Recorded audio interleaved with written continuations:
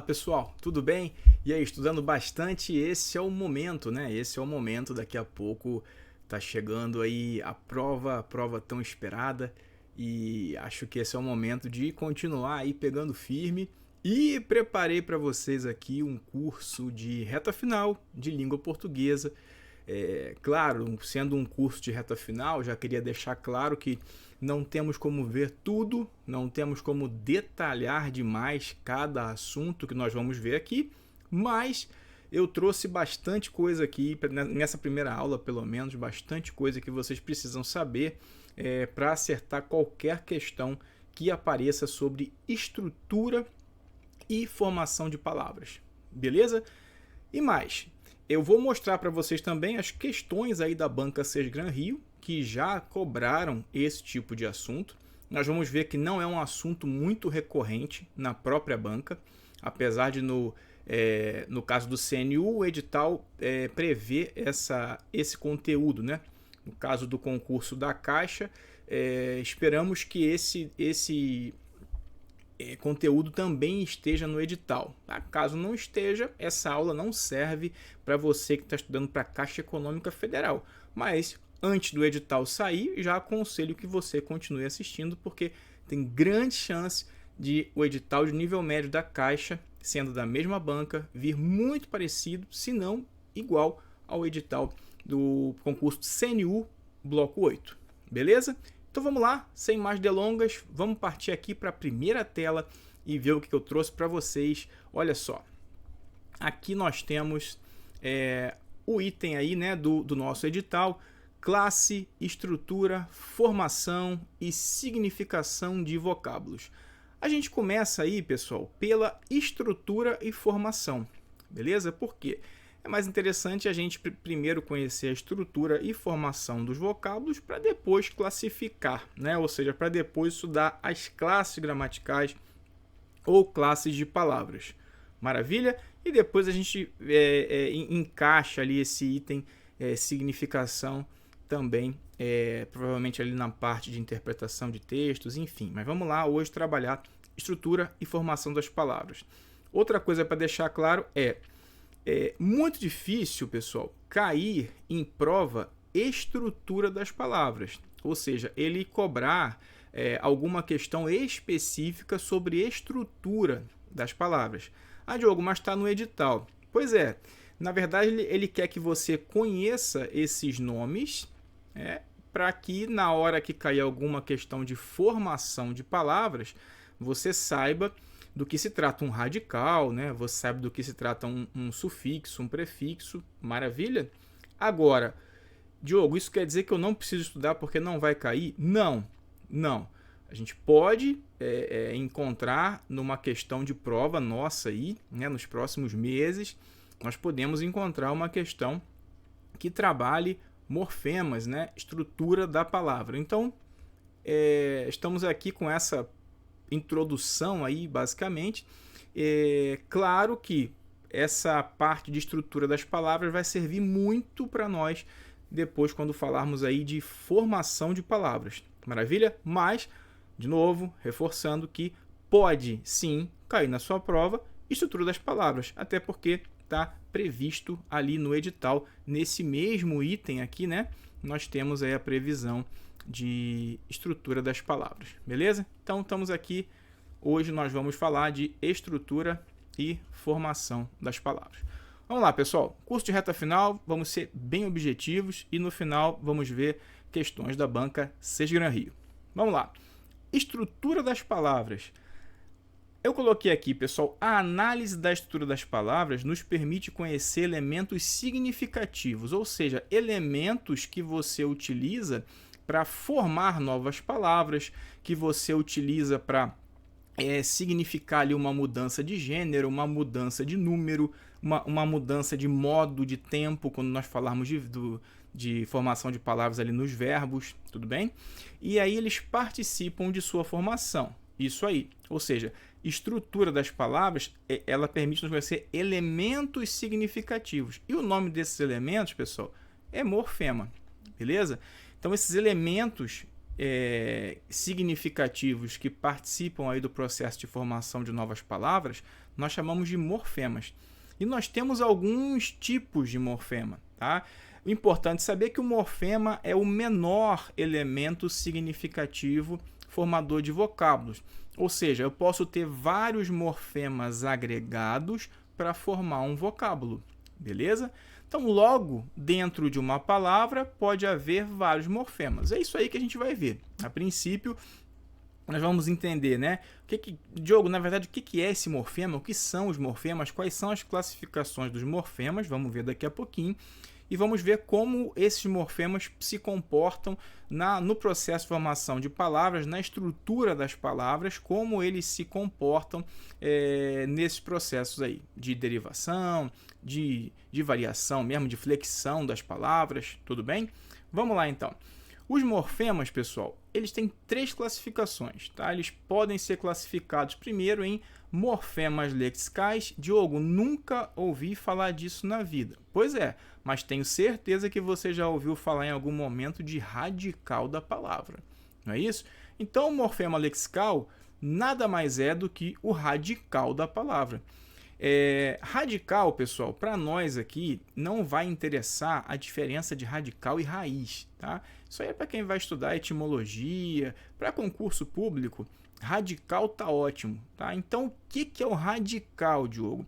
O radical ele é um morfema, pessoal, que ele é indispensável às palavras, ou seja, o radical é que vai dizer para nós a qual família, por exemplo, a palavra pertence. É o radical que é o elemento essencial, o menor elemento significativo essencial para você saber que sentido aquela palavra tem. Tá? Então, não existe palavra sem radical. Esse elemento é indispensável, beleza? Então, ó, ele é um elemento que contém a significação básica de uma palavra, como nós falamos aqui, né?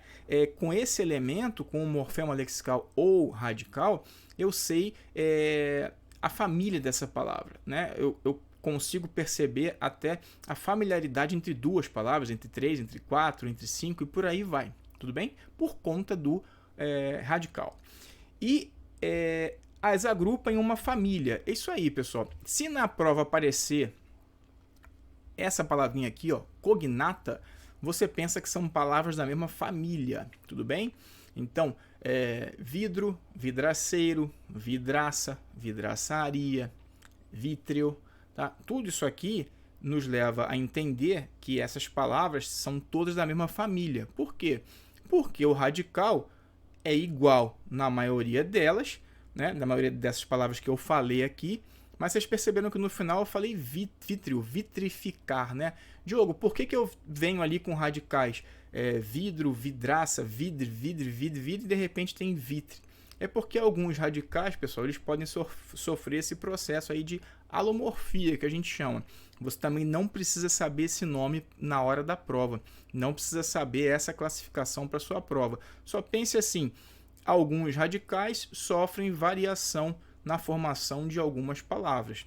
Tudo bem? Isso pode acontecer e a gente sabe muito bem quais são, porque nós conseguimos entender ali, né? Você vai olhar vidro e vitrificação, você vai entender que vitrificação ou vitrificar está ligado a vidro. Tá? Você pode não saber explicar por que o D, né, do final do radical vai a T, mas você sabe que vitrificar está ligado a vidro. Tá? Então é isso que importa para a gente aqui no curso de reta final, é isso aí, beleza? Então olha só, eu tenho aqui, ó, pedre, né? Então esse pedre que eu tenho aqui, pessoal, o que ele é? Opa, aqui. Esse pedre que eu tenho aqui, o que ele é? Ele é o radical, tá? Então sempre que eu tiver esse radical, pedre, P-E-D-R, né, eu já sei que todas as palavras que eu formar a partir desse radical vão estar ligados à mesma família, tá?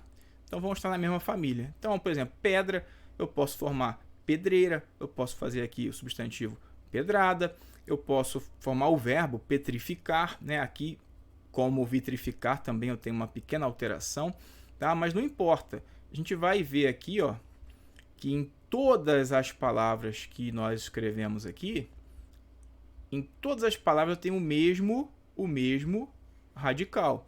Ou seja, vocês podem perceber aqui que ele é indispensável na formação desse verbo, na formação desse substantivo, na formação desse substantivo, desse substantivo. Esse radical é indispensável. Tá? E também, quando eu olho para essas 4 palavras, por exemplo, e eu vejo que elas têm todas o mesmo radical, eu vou dizer que elas são palavras cognatas. Maravilha até aqui? Tranquilo? Então vamos lá, seguindo aí, respira e vamos para a próxima. Vamos ver aí qual é o outro tipo de morfema. O outro morfema, pessoal, bem importante, né? É o morfema flexional. Morfemas flexionais. Ou seja, morfemas flexionais você também pode nunca ter visto na sua vida. Nunca ouvi falar, Diogo, de morfema flexional. Mas você com certeza já ouviu falar de desinência. Desinência verbal, desinência nominal, não é verdade? Com certeza, para quem já vem estudando, ou mesmo para quem está um tempinho parado, lá atrás na escola já ouviu falar de desinência, né? Então, o que são as desinências ou morfemas flexionais? Flexionais, né?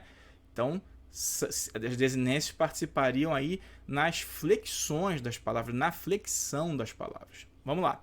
São elementos terminais, aparecem no final do vocábulo, tá? Então, morfema flexional, a desinência fica no final do vocábulo. Marca, olha só, o gênero e o número quando está nos nomes, ou seja, quando eu tenho um vocábulo da classe nominal, aqui na maioria das vezes substantivo e às vezes adjetivo também, tá, pessoal? Mas normalmente substantivo, ele vai receber ali desinências de gênero e de número. E o verbo, como nós sabemos, ele também pode receber desinências. Uma delas vai indicar ao mesmo tempo pessoa e número, e outra vai indicar ao mesmo tempo tempo e modo. Beleza? Na verdade, até a modo temporal vem antes e a número pessoal vem depois. Tá?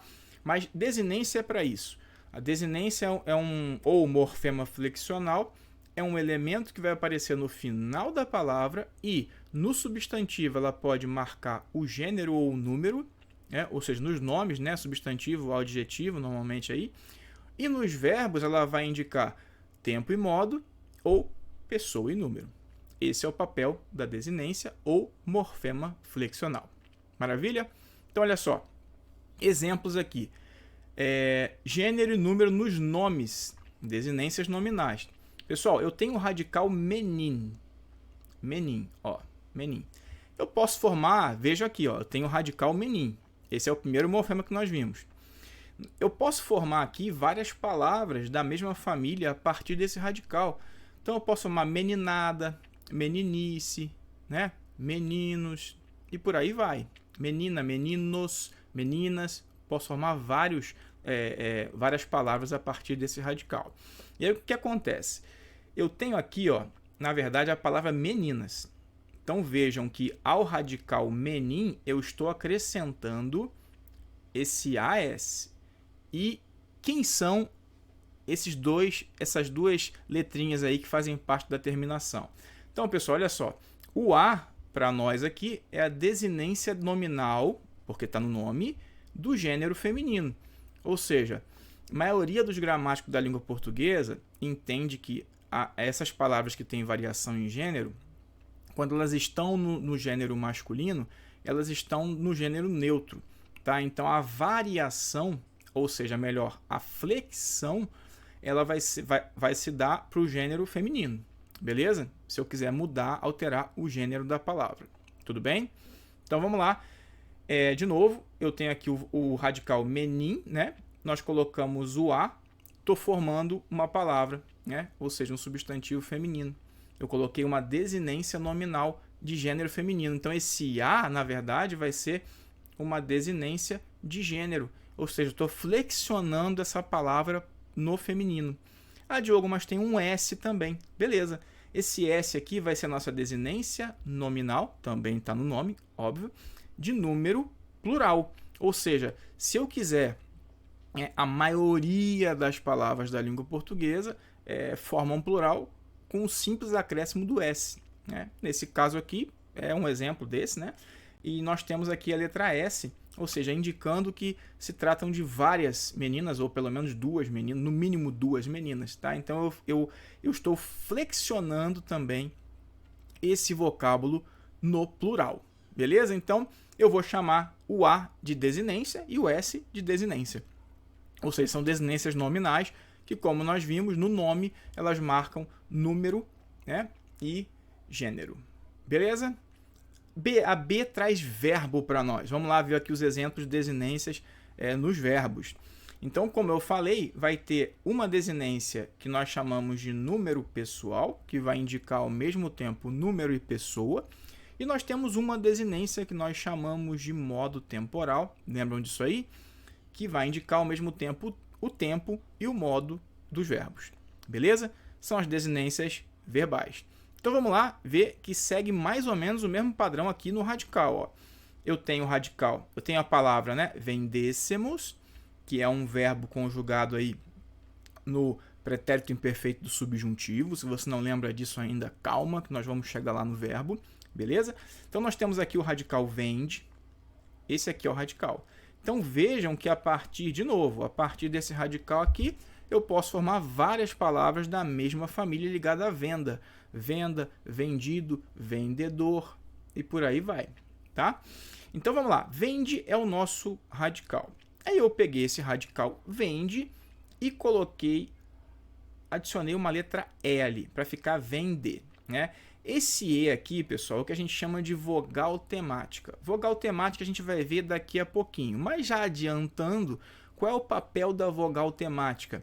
O papel da vogal temática é garantir uma eufonia, ou seja, um bom som, garantir uma boa pronúncia do verbo, nesse caso aqui. Até porque se eu não tivesse, ficaria vendissimos, né? Ou seja, não formaria uma sílaba clara e evidente, perdão, não formaria uma sílaba evidente aí para uma palavra da língua portuguesa. Então, essa vogal ela está ali intermediando o radical e preparando esse radical para receber morfemas. Então, a vogal temática tem esse papel também, pessoal, de preparar o radical para receber os morfemas. Beleza? Tá, depois da letra E, então, eu já teria isso aqui, ó. Vender. E o radical mais a vogal temática também tem um nome. Daqui a pouco eu também vou falar dele, mas nunca vi isso cair em prova, mas pode cair, tá? Pode cair. Nunca vi cair em prova da Sesgran Rio, né? Mas pode cair. Então, radical mais vogal temática eu chamo de tema, tá? Então, esse vende aqui, ó, já seria o nosso tema. Maravilha? Então, vamos lá, Diogo, porque agora eu tenho um SSE. O SSE, pessoal, quando ele aparece no verbo, né? Quando o SSE aparece ligado a qualquer verbo, eu já sei que esse verbo está no pretérito imperfeito do subjuntivo, tá? Mas tudo bem, Diogo, esse não é o assunto para agora. O que eu quero dizer é o seguinte, esse SSE, ele indica ao mesmo tempo, essa desinência, ela vai indicar ao mesmo tempo o modo. Que modo? Subjuntivo. E o tempo. Que tempo? Pretérito imperfeito. Viram aí? Porque quando eu olhei essa desinência SSE, eu falei ainda há pouco para vocês o quê? Quando eu vejo essa desinência SSE formando um verbo, eu já sei automaticamente que esse verbo está no pretérito imperfeito do subjuntivo. Como eu sei disso? Porque essa desinência, ao mesmo tempo, indica o modo, subjuntivo, e o tempo, pretérito imperfeito. Beleza? E como eu falei, a desinência modo temporal vem antes. Percebam aqui, pessoal, que o verbo até poderia parar aqui, né? Se eu falasse assim, ó, se ele vendesse, né? Se eu tivesse na terceira pessoa, por exemplo, ou se eu vendesse, se eu tivesse na primeira pessoa. Mas aqui, eu de propósito, uma questão didática, eu coloquei na primeira pessoa do plural. E a gente sabe que a desinência da primeira pessoa do plural, geralmente, né, na maioria das vezes, é o mos aí. Na verdade, o mos está sempre, né? O mos, na verdade, é o mais regular, é a desinência número pessoal mais regular que nós encontramos no português, né? O mos está praticamente sempre aí, tá? Então, opa, perdão, aqui saiu aqui saiu desinência, né? Desinência, e aqui saiu deninência. Aqui é desinência, beleza? Então, desculpa aí. Então, vamos lá, pessoal. A desinência, essa desinência moça aqui, quando eu olho um verbo conjugado com essa desinência, eu automaticamente já sei que ela está na primeira pessoa do plural. Tá? Ou seja, vejam que quando eu falei que esse verbo, eu olhei o mos, posto ali a desinência modo temporal, eu já sei agora que esse verbo está na primeira pessoa do plural. E como eu sei disso? Porque essa desinência mos, como eu já havia falado, ela é uma desinência verbal número pessoal, ou seja, é uma desinência que vai indicar ao mesmo tempo o número. Que número? Plural. E que pessoa? Primeira pessoa do plural, tá bom? E aqui teria que ter um acento circunflexo. Não é isso, pessoal? Então, esses são os morfemas flexionais ou desinências. Maravilha? Vamos então aí para o nosso último morfema. Vamos lá. Vamos ver, entender aí qual é esse último morfema. O último morfema, pessoal, que é aquele importantíssimo, né? Importantíssimo para a gente ver depois formação de palavras. É aquele que provavelmente vai aparecer na prova de vocês. É o morfema derivacional. Ou, Diogo, eu nunca ouvi falar de morfema derivacional, mas com certeza na sua vida você já ouviu falar de prefixo e sufixo, não é verdade? Prefixos e sufixos, eles são elementos do mesmo gênero que eu chamo de afixo. Tá? Então, os afixos, né, são elementos que se ligam ao radical também. Né? Então, os morfemas derivacionais ou afixos são elementos que se ligam ao radical. Mas aí, para que agora, pessoal? Lembra que o outro morfema que a gente viu antes, o morfema flexional, ele se ligava ao radical para quê? Para variar. Ou seja, quando eu tinha um nome, aqueles morfemas flexionais, eles se ligavam ao radical para quê? Para alterar o gênero ou o número nos nomes e para alterar o modo e o tempo nos verbos e o número e pessoa nos verbos. Agora, quando eu falo de morfema derivacional ou afixo, vejam que eles não estão aqui para fazer variação. Na verdade, eles se ligam ao radical para quê? Olha só, aí é que está agora, por isso que eu falei que esse aqui é o mais importante. Eles se ligam ao radical para formar novas palavras. E é daqui, pessoal, que vão sair alguns processos de formação de palavras. Claro que não existe só a palavra derivada, mas saem alguns bons processos aí de formação de palavras que caem bastante em prova, tudo bem? Então, os morfemas derivacionais ou afixos são elementos que vão se ligar ao radical para formar novas palavras. Beleza? Então, e eles podem ser, pessoal, prefixos. E ó, a gente já sabe que é o que vem antes, né? Ou seja, são esses morfemas derivacionais que se antepõem ao radical. Então, o prefixo ele vai ficar antes do radical. Olha aqui, infeliz, aqui está o radical. Refazer, aqui está o radical. Desleal, aqui está o radical. Beleza? E os sufixos são aqueles que vêm depois, eles se pospõem ao radical. Então, ferre é o radical e aqui está o nosso sufixo. Eiro, aqui está o nosso radical e aqui o nosso sufixo. Aqui está o nosso radical e aqui o nosso sufixo. Beleza? Então, esses são os morfemas derivacionais ou afixos, que se dividem em sufixos e prefixos. Prefixos e sufixos. Vamos lá, Diogo, mais um conceito aí importante para nós. Vogal temática. A vogal temática, como eu já havia antecipado ainda há pouquinho, a vogal temática é um elemento, né, que aparece em muitas palavras, não em todas, mas em muitas palavras após o radical. Lembra? Eu tenho radical, né? E quando eu tenho vogal temática, ela está aqui, ó, logo depois do radical. Então, ela aparece nos nomes e nos verbos também. Nos verbos, a gente até viu aquela palavra antes lá, né? Eu mostrei para vocês que era a vogal temática ligado ao radical vende, né? Do verbo vendêssemos, que nós vimos. Então, vamos lá. Nos nomes, primeiro, pessoal, essa vogal temática, na verdade, vai ser o A, o E e o O, tá? Mas não é qualquer A. Olha só, entenda isso aí. Porque a gente viu que o A também pode ser o quê? Morfema flexional. Diogo, então, por exemplo, qual vai ser a diferença desse A de bola para aquele A de menina? Olha só, vamos ver aqui o que a gramática fala sobre essa vogal temática no nome.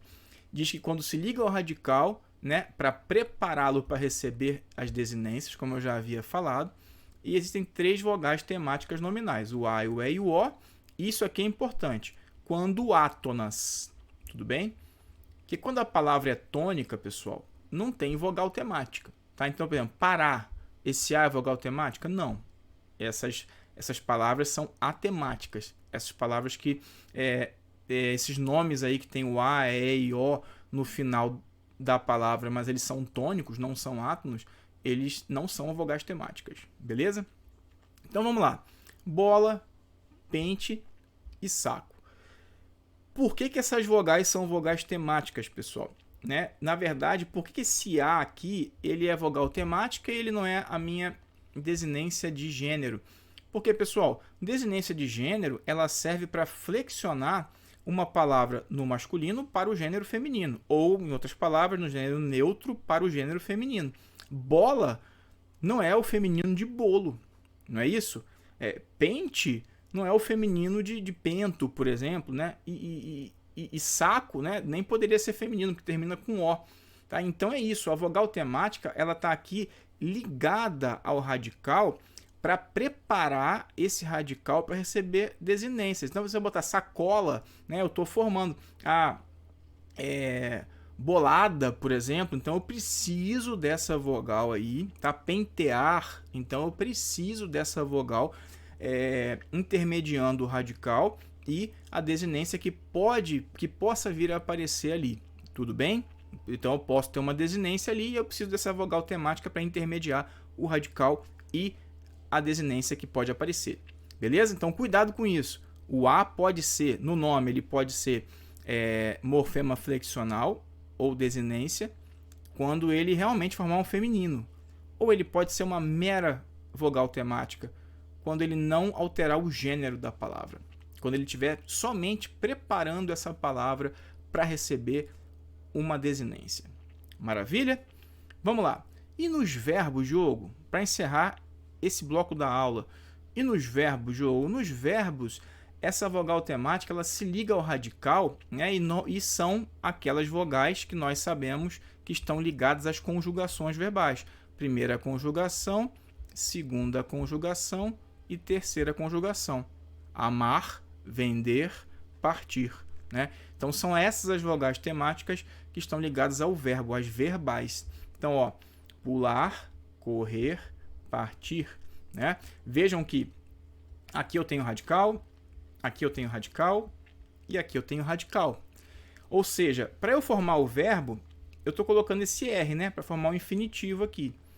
Mas vejam que não ficaria eufônico, ou seja, eu não conseguiria ler de forma fluida, né, com o que a gente chama de bom som, caso não tivesse essas vogais aí para intermediar o radical, né, a desinência final aí, né, do infinitivo. Então, nesse caso aqui, eu preciso colocar as desinências verbais intermediando, tá? Essas estruturas. Então, os nomes... Então, é isso aqui no verbo, né? Que eu já ia ler outra coisa aqui. É isso aqui no verbo. São A, E, I. Para quê? Para preparar o verbo para receber alguma desinência. Maravilha? Então, os nomes terminados em consoante, isso aqui é importante. Olha, os nomes terminados em consoantes, se eu estou falando de vogal temática, consoante não interessa, né? Não pode funcionar como temática. Então, os nomes terminados em consoantes ou em vogais tônicas, como eu já havia falado, são atemáticos, ou seja, não podem, obviamente, funcionar como vogais temáticas. Ou seja, constituem-se apenas do radical. Então, ó, mar termina em consoante, sol termina em consoante, paz termina em consoante, caqui termina em vogal, mas essa vogal é tônica, então não pode ser vogal temática.